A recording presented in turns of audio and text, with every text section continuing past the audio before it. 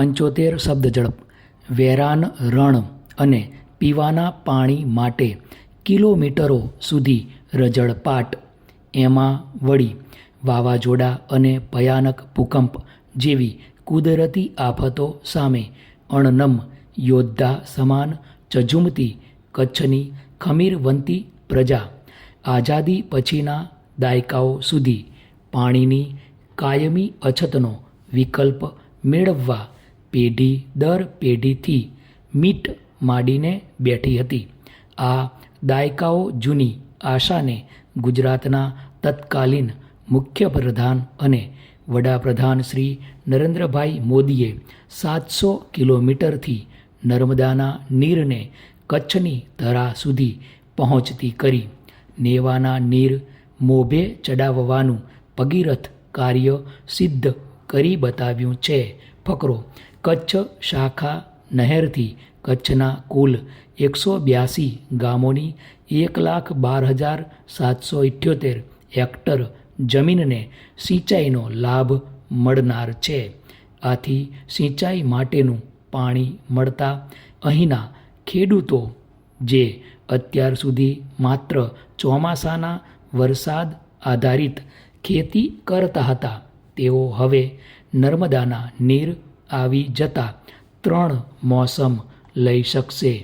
આ બાબતે ખુશી વ્યક્ત કરતા વોંધડા ગામના સરપંચ શ્રી વાલાભાઈ પગુભાઈ છાંગા સરકાર અને વડાપ્રધાનની મજબૂત ઈચ્છાશક્તિ અંગે આભાર પ્રગટ કરતા જણાવે છે કે પહેલાં આકાશી રોજી ઉપર નભતા હતા. ખેત ઉત્પાદન સાવ નહિવત થતું હતું. લોકોને પીવાના પાણી ભરવા માટે કિલોમીટરો સુધી ભટકવું પડતું હતું. એમાં ખેતી માટે પાણીની આશા એ મૃગજળ સમાન હતી. પરંતુ હવે નર્મદાના નીર પહોંચતા પાણીના આ કાયમી સ્ત્રોતના ઉદ્ભવથી ખેત ઉત્પાદન પણ વધશે અને ખેડૂતો આર્થિક સમૃદ્ધ થશે. સાથે સાથે પશુપાલકોને પણ નવજીવન મળશે અને દૂધ ઉત્પાદન વધશે. આ માટે હાલની રાજ્ય સરકાર અને ખાસ તો તત્કાલીન મુખ્યમંત્રી અને હાલના વડાપ્રધાન શ્રી નરેન્દ્રભાઈ મોદીનો વિશેષ આભાર વ્યક્ત કરે છે. ફકરો. આ કચ્છ શાખા નહેર વડે કચ્છના તમામ 948 ગામો અને 10 શહેરોને પીવાના પાણીનો લાભ મળશે. કચ્છમાં કાયમી ઓછો વરસાદ તથા રણ વિસ્તારના કારણે પીવાના પાણીની કાયમી મુશ્કેલીમાંથી ત્રસ્ત મહિલાઓમાં રાહતની અને ખુશીની લાગણી ફેલાવી ગઈ છે.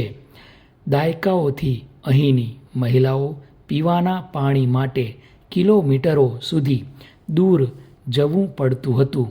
આ મુશ્કેલી ભોગવનાર ભચાઉ તાલુકાના કરમરિયા ગામના જૈફ વયના માલીબેન રબારી નર્મદાના નીરના કચ્છમાં આગમન થવાના પ્રસંગે હર્ષ અનુભવતા જણાવે છે કે નર્મદાના નીર આવતા અમારી વર્ષોથી પાણીની મુશ્કેલી વેઠતી મહિલાઓને હવે રાહતનો અહેસાસ થશે. કચ્છના લોકોને લીલા લહેરનો અનુભવ કરાવવા માટે રાજ્ય સરકારની આભારની લાગણી વ્યક્ત કરી હતી.